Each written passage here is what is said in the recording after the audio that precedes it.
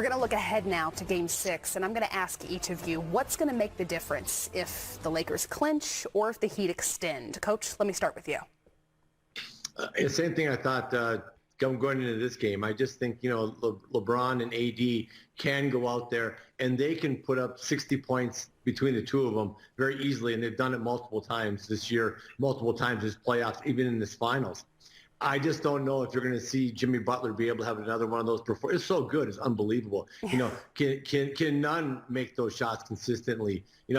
Miami's always got to find other players, Duncan Robinson, to fill in. I just look at the two superstars that the Lakers have, can drop 60 on you, and I just look at them being able to do that a lot easier than Tyler Hero going for 37. So I'm still pulling for the Lakers, but I love the Heat. I just love the way they play. I love their toughness. I love the way they answer questions. They're all brainwashed down there. How's he? I mean, they must have because they all answer the same stuff. I'm like, they should have a little piece of paper going like, all right, Yeah, right. Yeah, we've got to get back in the gym after we take a look at the film.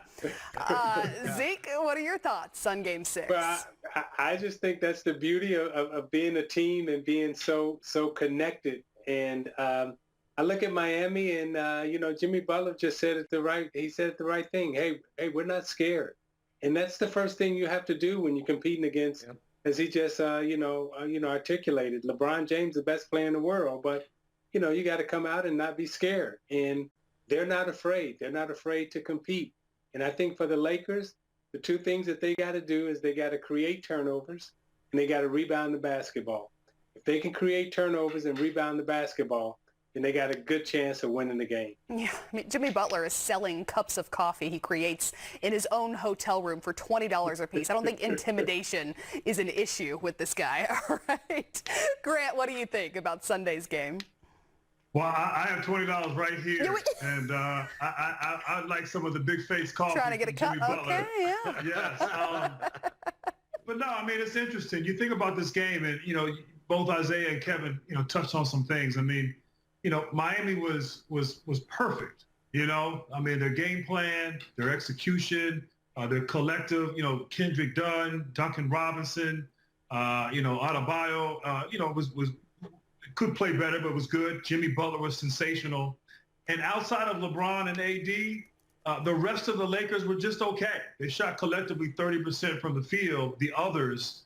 And so, and it came down to an open three-pointer at the top of the key that could have decided the game. So if the others on the Lakers can play better and play like they played in the postseason and even played in this series with AD and LeBron, even with the best effort, the toughness, the togetherness that Miami has, you have to give the advantage to Los Angeles. And I think they come out in Game 6 and take care of business. Well, for now, I have to say goodbye to all of you Hall of Famers. Excellent work, as always. It was a pleasure getting to work with you guys. Kevin McHale, Grant Hill, Isaiah Thomas. We'll see you soon, okay? The way you walked in and the way you're exhaling sort of gives me the answer already, but how tired are you at this point? How tired were you in those moments where you're slumped over the board before the free throws and then Spo's burning timeouts to get you more air? Just what's left right now? Nothing. I left it all out there on the floor along with my guys, and that's how we're going to have to play from here on out. Like I always say, it's win or win for us. But this is the position that we're in. We like it this way. We got 2 more in a row to get. Next question, Nick Friedel. Jimmy, you've obviously had plenty of big games in your career, but why do you think in this moment on this stage you've been able to continually go to the well and lift your own performance night to night? Because that's what my team asks of me. That's what they need me to do. And I think Coach Pat and Coach Spo brought me here for that reason, to help us win games. And I have to continue to do that for 2 more games. I know that I'm capable of it, but I got a hella group of guys around me that make my job a lot easier. And I'm fortunate for those guys because when I'm passing them, they make shots. When I get beat going to the rim, they're there. So we're in this thing together, but they give me a lot of confidence to go out there and hoop. Dan, here. Jimmy, throughout since you guys were down 3-1, Spo has talked about it, you've talked about it, that it's like, it's not just survive one more. This is part of our story to get to where we want to go. Where does that confidence come from, and how did that play out today? Look, man, I can say it every time I'm up here, but we live for these moments. Like the work that we put in, we built for this. We've been doing this all year long. This didn't just start in the bubble. We've been playing together, win, loss, draw, whatever. We're in this thing together, and that's what's going to win us games. I think night in or night, it could be anybody. It could be Bam. It could be hopefully Goran. Like we're so together when we're out there on the floor, off the floor. That's why we win, because everybody wants everybody to be successful. Next question, Vincent Goodwill. Jimmy, you've been defending LeBron for a number of years, going back to Chicago. When he's hitting the jumper like that, how do you stay calm and stay disciplined, when he's hitting the jumper and the Lakers keep coming? How do you keep your team sort of at an even keel and not sort of getting caught up in the moment? I mean, if you're the best player in the world, you're supposed to be able to do that. We keep our head high knowing that he's going to hit some tough ones. That's what really, really, really great players do. But we ain't backing down. We ain't shying away. We can go on the other end and do what we do. I think he had a hell of a performance tonight along with AD, their whole team. But we still fighting. We in it to win it. We're not backing down. We're not scared of nobody.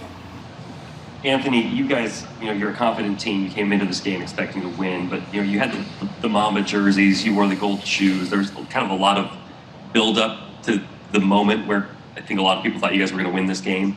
To be 21 seconds away, to have that lead in the final minute, how did it feel to be that close and now know you have to go out and do it all again in 48 hours? It's basketball. It's the finals. They wanted to win as bad as we wanted to win. So we just got to go take it on Sunday. We had times to kind of break open the lead. We having too many breakdowns defensively. Giving shooters wide open shots. Not talking, and they got to make us pay every time. So we got to be better on the defensive end. But to be that close to accomplishing our goals, like I say, we got another one Sunday, and that one we have to go get. Allison? When did you start dealing with this heel issue? And after you went out in the first quarter, did you feel like you got kind of back to a rhythm, or was it something that was kind of bothering you the rest of the game? It happened last series against Denver. I think it was the last game 5, if I'm not mistaken. But Iggy just re-aggravated it and went out at the end of the first, and just kind of just wore off and just got back to normal. Just kept moving around, just trying not to sit down, get that adrenaline going, and I was able to keep going, keep playing.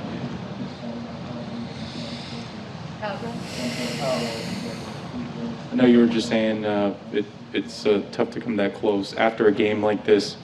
What do you find is your approach to? I mean, do you kind of want to keep some of maybe some of the disappointment you're feeling as fuel? Do you try to kind of even it out and feel like, hey, we got another shot? Where do you take your emotions with it?